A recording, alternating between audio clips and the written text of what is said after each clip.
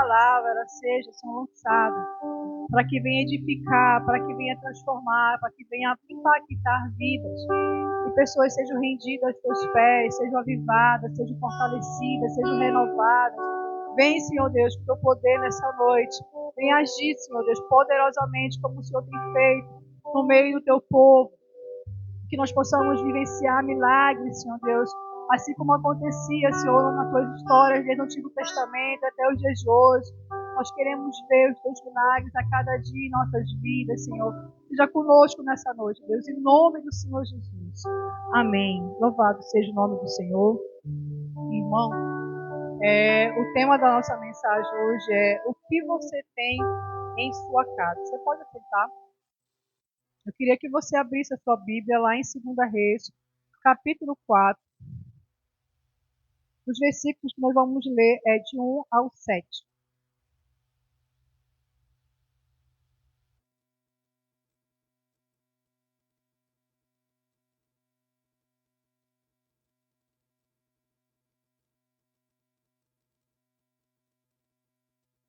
Amém? Vamos ler. Certo dia, a mulher de um dos membros da comunidade dos profetas suplicou a Eliseu: O teu servo, o meu marido, morreu, e tu sabes que ele temia ao Senhor. Agora, porém, veio um credor que está querendo levar os meus 2 filhos como escravos. Eliseu perguntou-lhe: Como posso ajudá-la? Diga-me, o que você tem em casa? Ela respondeu: A tua serva não tem nada além de um pequeno jarro de azeite. Então Eliseu disse: Vá pedir emprestado vasilhas vazias a todos os vizinhos, mas peça muitos. Depois entre em casa com os seus filhos e feche a porta. Derrame daquele azeite em cada vasilha e separe as que você for enchendo. Ela foi embora, fechou-se em casa com seus filhos e começou a encher as vasilhas que eles lhe traziam. Quando todas as vasilhas estavam cheias, ela disse a um dos filhos: Traga-me mais uma. Ele, porém, respondeu: Já acabaram. Então o azeite acabou. Ela foi e contou tudo ao homem de Deus que lhe disse: Vá, venda o azeite e pague as suas dívidas. Você e seus filhos viverão do que sobrar. Amém? Glória a Deus. Irmãos, a viúva, ela estava numa situação bem. Olha, ficou legal assim, cara, né? Tem problema de ficar assim? Não, cheguei melhor de ler aqui. Então, assim, a viúva estava vivendo uma situação bem conflituosa e angustiante. Né? Porque perder o esposo já era bem difícil. Perdeu e perdeu seus 2 filhos, ia ficar muito pior a situação dela. E, além do mais, eu não estou bem certa, mas parece que naquela época havia fome. Estava tendo um momento que estava acontecendo lá de muita fome. E eu queria relatar assim, algumas coisas que, uma informação, na verdade, só para uma informação mesmo, para relação às viúvas. Ser viúva até nos dias de hoje é difícil, mas naquela época era muito ruim, porque o que acontecia? A Bíblia diz o seguinte, que as viúvas, principalmente com os órfãos e os estrangeiros, eles eram um grupo socialmente falando desfavorecido, que necessitavam de ajuda de outras pessoas, porque muitas vezes, quando o marido morria, elas ficavam financeiramente ruins. E, além do mais, tinha um agravante. Se elas fossem mulheres bem idosas, seria muito mais difícil ainda. E com as dívidas que a gente vê que tinha no caso dela, era geralmente os credores pediam os filhos como pagamento para servir como escravo. Então, sem o esposo e sem os filhos, ela ia ficar simplesmente dependendo da ajuda da comunidade, dos irmãos. Então, era bem difícil a situação, diferente de hoje. As mulheres hoje trabalham, têm uma dependência financeira, né? É uma situação bem diferente. Mas naquela época era muito difícil. Então, tinha uns agravantes, né, com relação às viúvas. Então, assim, o Antigo Testamento enfatiza a responsabilidade da comunidade em cuidar das viúvas, fornecendo-lhes apoio e proteção. As leis e tradições judaicas estabeleciam mecanismos para proteger as viúvas de abusos e garantir seu bem-estar, incluindo a possibilidade de casamento novamente ou direito à herança. E tem mais um detalhe que, se eu não estou enganado, em Deuteronômio 15, ele fala sobre a questão de credores perdoar as dívidas no 7º ano. Eu não vou entrar nesse mérito, mas se você quiser ler depois, você vai ler lá. Mas aqui a gente percebe que havia uma cobrança, havia uma perda, ela estava vivendo um luto e estava numa situação que ela estava quase para perder os seus filhos. Então, mas em meio àquele caos que ela estava vivendo, o que aconteceu com ela? Ela foi em busca de alguma orientação, uma solução. Restava ali um pouquinho ali de uma esperança dentro dela. Tanto que a gente vê, a gente percebe, que quando Eliseu fala com ela e pergunta o que tu tens na sua casa, e ela diz, só tenho uma botija de azeite. Só tenho. Então, algo para ela era muito pouco dentro daquilo que ela estava precisando naquele momento. E aí, o que Eliseu responde para ela? Eliseu, ele em nenhum momento, ele diz, eu vou lá à sua casa, eu vou lá ver teus filhos, como é que a gente pode resolver, eu vou me juntar lá com teus filhos, vamos ver alguma coisa. Em nenhum momento ele faz isso. Ele vai, ele ouve que ela pergunta que ela tem na casa dela e ela responde. E ele faz o quê? Ele dá umas orientações a ela. Apenas isso. Ele instrui ela do que ela precisava fazer. Então ela tinha duas opções. E qual é a opção? A primeira opção era lamentar, chorar e se conformar com a situação que ela estava vivendo, ou ela ia e fazia o que o profeta tinha lhe orientado a fazer. O que normalmente não acontece com muitas de nós, às vezes nós estamos vivendo problemas bem, vamos dizer assim, bem caóticos, vamos dizer, no dia de hoje, e a gente fica numa redoma do problema, a gente fica pensando ali como é que vai resolver, como é que vai fazer, e fica naquela aflição, naquela angústia, naquela, às vezes até no desespero. Ao mesmo tempo, aquela mulher também estava vivendo isso. Só que algo despertou nela, tem um profeta, eu vou lá com ele. Meu esposo era discípulo, e foi o que ela fez. Aí a gente vai lendo o primeiro momento, a gente vai pensar, poxa, ela disse que só tinha uma botija. O que ela vai fazer com uma botija? Ele fala, vai lá, pega as vasilhas na casa do seu vizinho, o máximo que puder. Então é algo assim bem simples, né? Parece que ele falou uma coisa assim, tão boba naquele momento, que ela no desespero poderia nem dar atenção para aquilo que estava sendo dito. Mas ela avivou ali nela algo que poderia acontecer. E para a gente entender um pouquinho sobre a questão do azeite, eu queria que passasse aqui. O azeite, naquela época, ele servia para algumas coisas. Primeiro, para ungir e consagrar. Geralmente, os reis, os sacerdotes, eles eram consagrados com azeite, óleo ungido, porque a pessoa que é ungida para uma determinada missão de rei, de sacerdote, era um representante de Deus. É algo muito sério. A pessoa vai ser um representante de Deus, Davi, todos os outros que foram ungidos. Então, é algo muito importante e sério.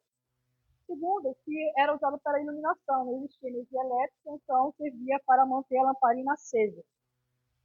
E também servia para medicamentos, experimentos. Se você lembra lá do samaritano, ele sempre fala que colocou nas feridas ali para curar as feridas, os ferimentos daquele homem. E também é usado, era e é hoje usado também na alimentação. Então, pode ser usado de diversas maneiras. Naquela época era usado. Então, era o que era tinha de valor. E quando ele fala assim, o que você tem na sua casa, eu coloquei no slide anterior, uma casinha, bota aí esse slide, coloquei uma casa, não sei se a casa deve ser assim, mas é a que mais se aproximou. Mas a casa, na verdade, ela quer dizer a nossa vida, certo? Só para a gente entender as coisas. Então, a casa é eu e é você. Amém? Então, assim, Mesmo em tempo de fome, ela conseguiu as vasilhas e que resultou em algumas coisas. O que foi? Ela resolveu a situação da vida dela, a situação dos seus filhos, ela pagou a sua dívida e ainda restou dinheiro para ela poder se manter nos dias de hoje. Ou seja, ela até movimentou a economia na época que estava numa situação bem complicada. Engraçado, para te ver, olha, bora parar para analisar. Estava numa situação completamente caótica e ela fez um simples gesto para que tudo isso acontecesse. Teve solução para que ela precisava e ainda mais. Deus sustento da sua casa e ficou com seus filhos. É a prova de que Deus, ele nos surpreende com o que faz. A gente pede uma coisa, Deus atende a tua necessidade e ele sempre faz além do que pedimos e do que pensamos. Porque o nosso Deus é um Deus grande, é um Deus de poder. Mas por que aconteceu isso na vida daquela mulher? Porque ela colocou em ação a sua fé.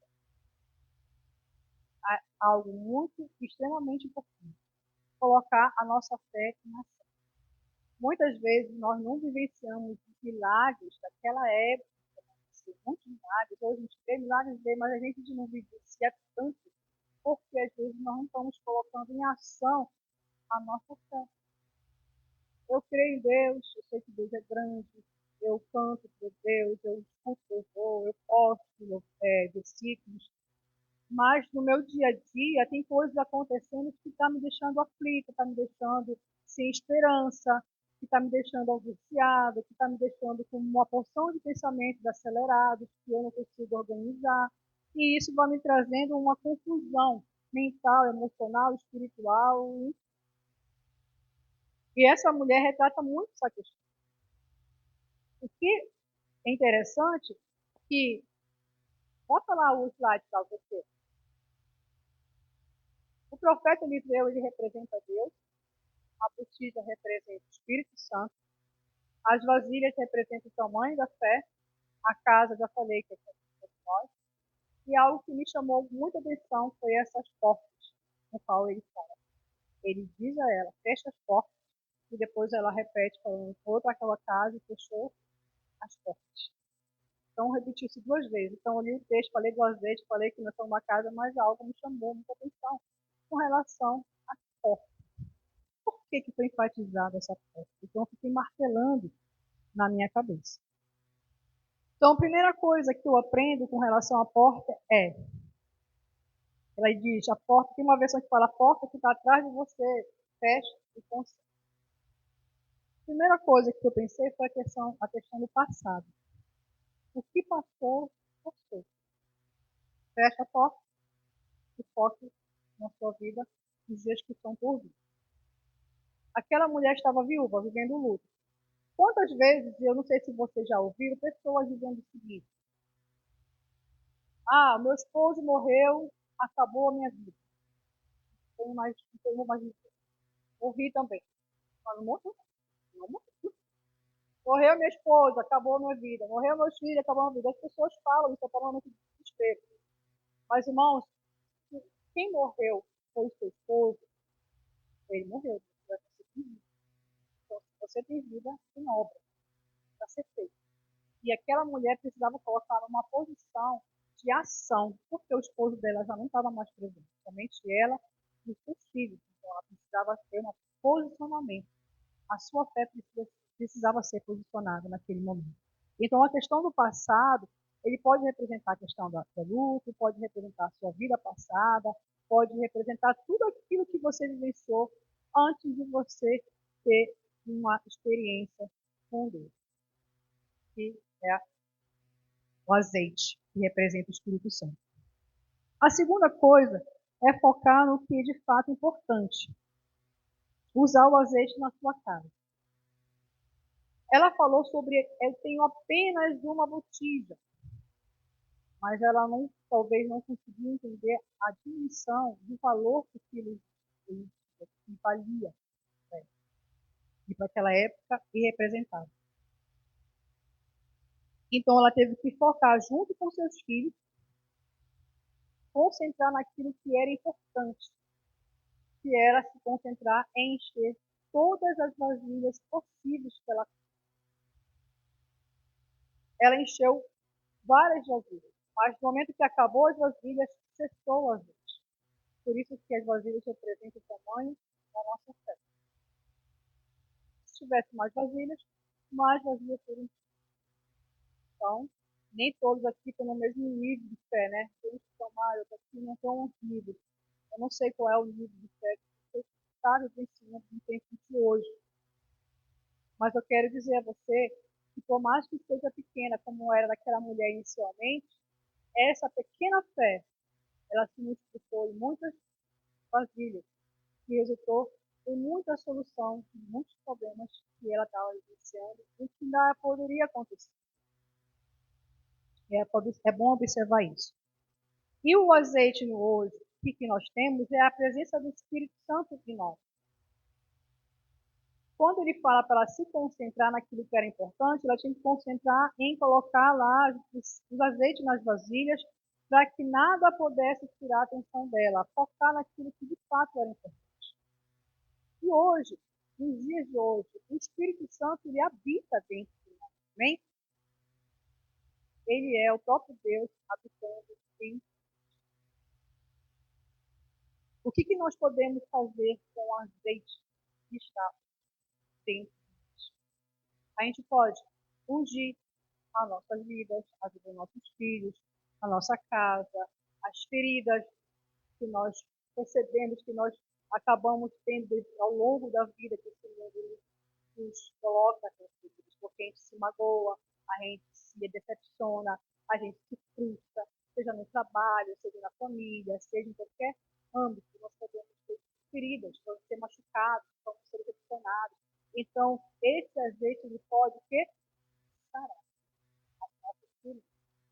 Ao longo da nossa vida, nós vamos ter momentos bons e momentos ruins. Amém? A gente não vai viver sempre todo, né? Sempre naquele sorriso bem aqui, que a gente está triste, vai ter um momento que a gente vai estar decepcionado, vai ter um momento que a gente vai estar frustrado, mas em todo momento a palavra de Deus ele é conosco.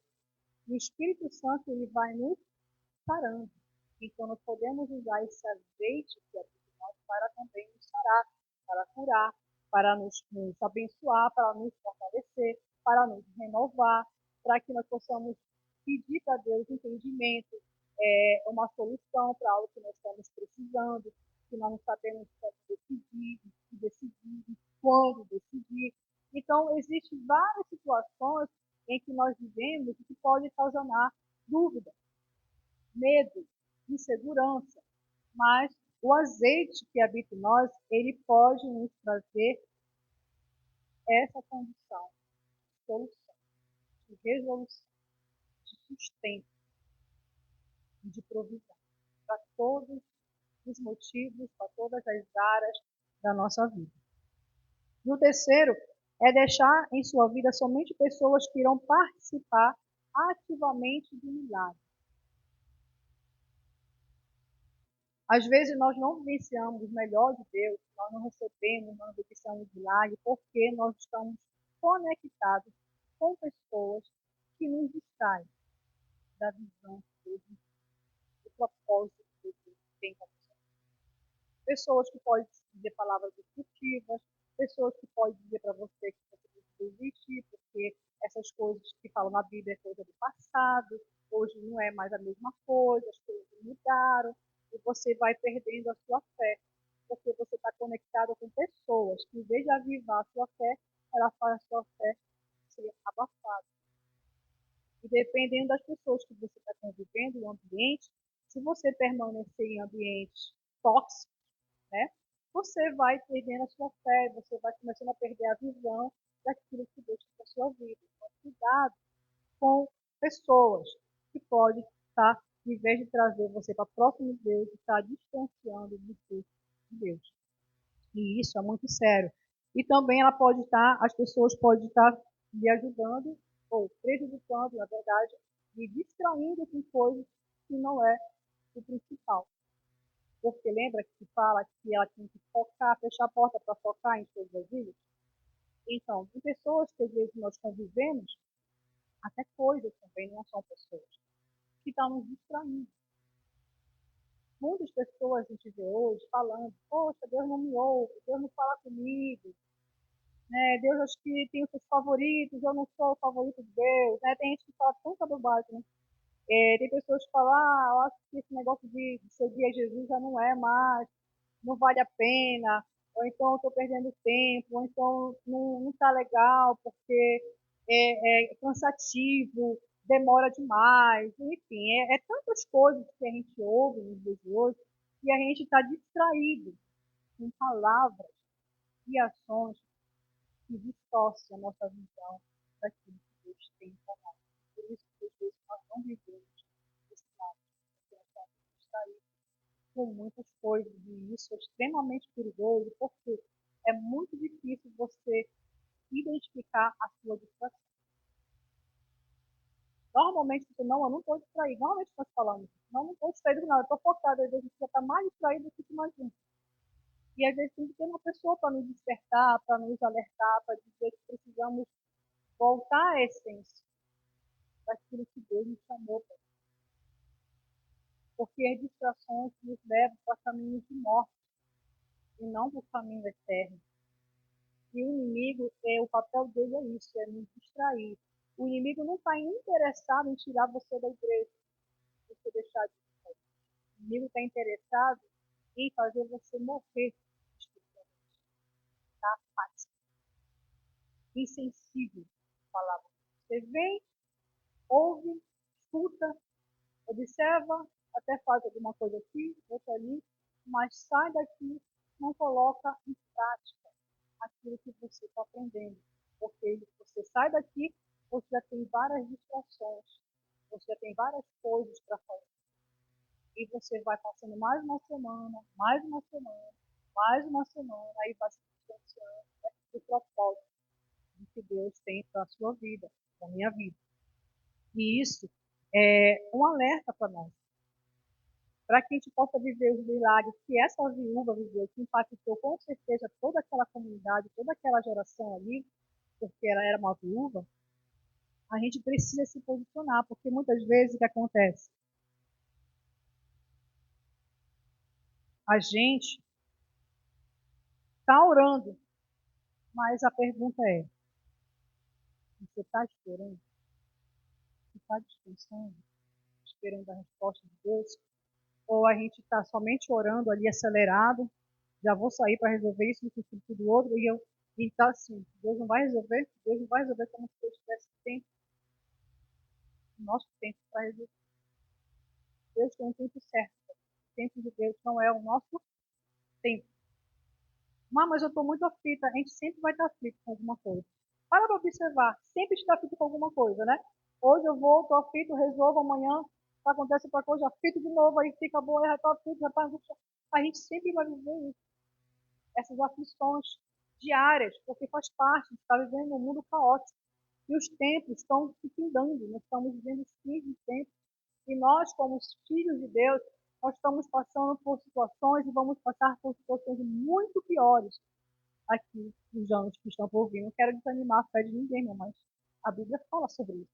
Os fins dos tempos, nós vamos passar por. Nós somos ciclo está se fechando. E para a gente permanecer em Cristo, eu preciso estar concentrado em encher as minhas vontades. E fechar as portas. Essas portas que estão abertas podem estar tirando você do foco, tirando você do propósito, tirando você do centro da vontade de Deus. Então, que Deus ele tem para falar para você. Analise quais são essas portas da sua vida que está aberta, que precisa ser fechada. A gente precisa pensar. E isso é muito pessoal, é muito individual. Porque quem conhece o seu coração, a sua vida, na íntegra, é o Senhor Jesus. Quais são as portas que eu preciso fechar para eu me concentrar naquilo que de fato é importante para a minha fé, para a minha vida espiritual, para a minha vida com Deus, para a minha comunhão com Deus? Porque as minhas atitudes, as minhas decisões, elas refletem a minha comunhão com Deus ou não. As minhas não falar. Então a gente precisa estar atento a essas portas para que a gente não venha sucumbir, morrer. Porque aqui, essa viúva, ela perdeu um esposo, foi morte física. Mas a gente pode também trazer para uma morte espiritual. Qual seria pior? Morte física ou espiritual? Está falando para pensar? Porque aquele homem, ele era um discípulo dos profetas. Certamente ele morreu, né, crendo em Deus. Mas você que tem uma morte espiritual, é muito difícil, muito complicada, porque você não consegue ouvir a Deus. Você não está mais debaixo da graça. Então a gente precisa estar sempre em alerta com relação a a porta que eu preciso fechar, a porta que está aberta, ela está me aproximando de Deus. Eu estou tendo comunhão de fato com Deus. Ou eu estou sempre indo para mais distante. O que está sendo determinante na minha fé? Eu estou colocando em prática aquilo que eu estou aprendendo com a palavra de Deus, ou apenas eu estou enchendo a minha vida com a palavra e eu não estou conseguindo colocar em prática? Eu consigo compartilhar com as pessoas sobre a fé que eu tenho as soluções dos meus problemas com relação ao meu trabalho, ao que eu vou fazer no meu estudo, ao que eu vou fazer na minha casa, aos planejamentos que às vezes a gente faz. Ela está diante de oração? Você está esperando uma resposta de Deus? Porque quando a gente fala esperar, não é o sentido de ficar parado esperando, não é isso. A gente vê aqui muito claro o que aconteceu com essa vida. Ela ouviu a instrução do profeta que representa a Deus e colocou em prática. Deus, ele fala com você todos os dias. Amém? Mas a pergunta, você está colocando em prática as instruções que Deus está te dando? É essas perguntas que nós temos que fazer. Deus fala comigo, fala com você todos os dias. Hoje Deus falou com você na escola dominical, falou aqui entre os louvores, está falando com você agora. Mas a pergunta, você vai colocar em prática essas instruções que Deus está te dando? Quantas ministrações você já ouviu neste ano? Além daqui da Baixa Shalom, você visita a igreja, você vê no YouTube, você vê lá.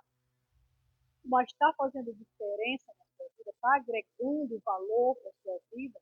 Ou isso está te fazendo ficar cada vez mais desanimado com relação às coisas de Deus? Porque parece que as pessoas estão assim, tenho que ir lá na igreja. Porque eu tenho que me envolver no ministério. Porque eu preciso fazer isso. Parece que dói. É muito custoso fazer algo, é muito custoso vir para a igreja, dói muito, custa muito. O Uber vai estar muito caro, não dá para ir. O ônibus demora demais, é verdade, demora muito. Mas, se você, tudo tem uma solução.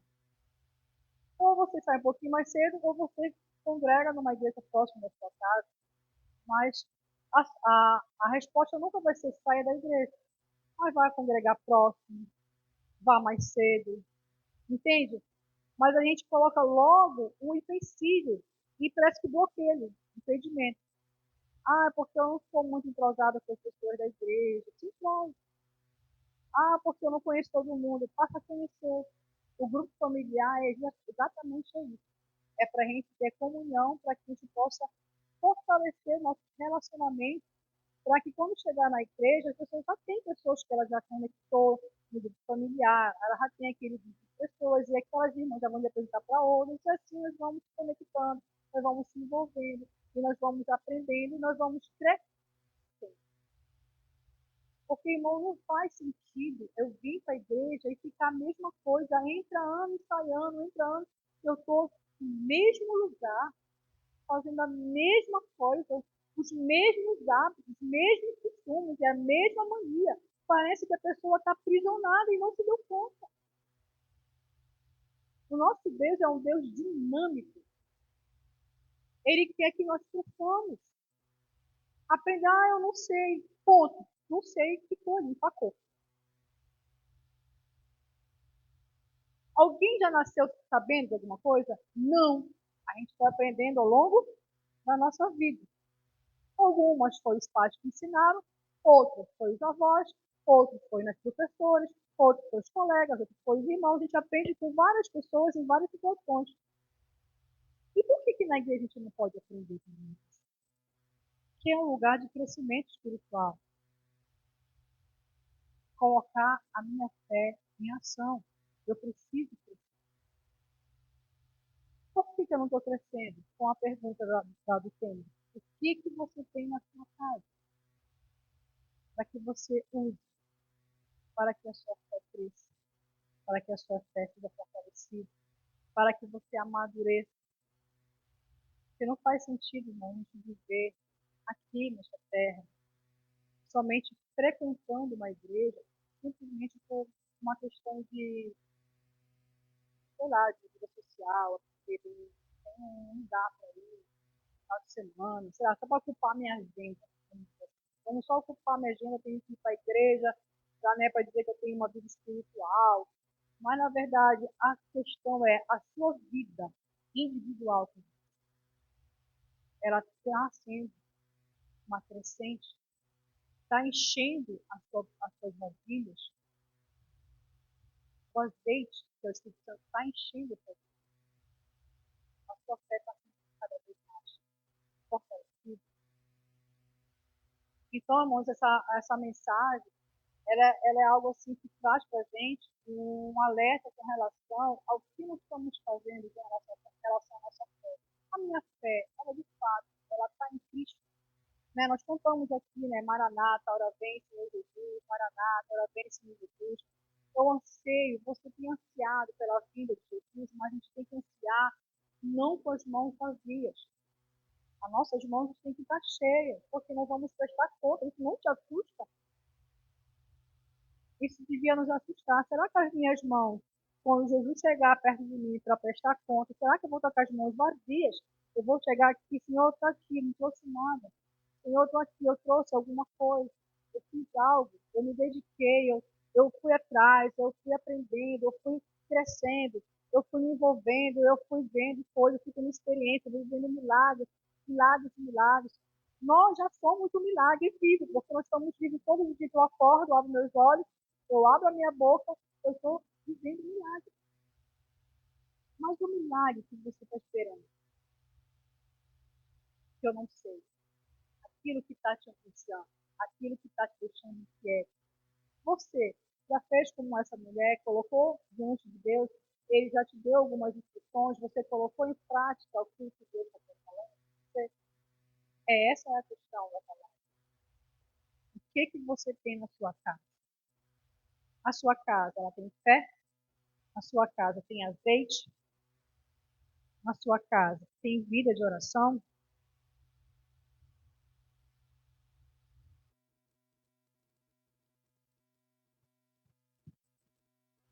Deus, ele dá instruções para a gente todos os dias. Nós precisamos estar aqui.